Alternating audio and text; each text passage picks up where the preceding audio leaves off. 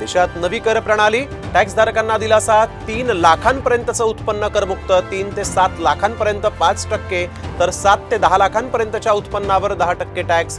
जुन्या कर प्रणालीत कोणताही दिलासा नाही.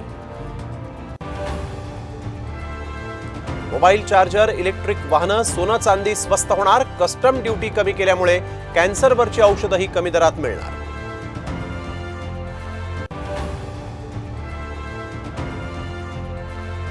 बजेटमध्ये महिलांसाठी 3 लाख कोटींची तरतूद. रोजगार निर्मितीसाठी 2 लाख कोटींचा निधी. 20 लाख तरुणांसाठी रोजगार निर्मिती करणार.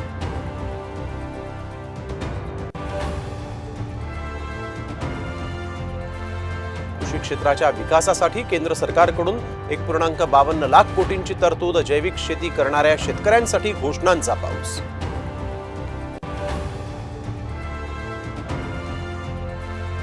साम टीव्हीच्या बातमीनंतर पुण्यातल्या ससून रुग्णालयातील डॉक्टर आदिकुमार निलंबित. बेवारस रुग्णांना निर्जन स्थळी सोडत असल्याचा धक्कादायक प्रकार उघड.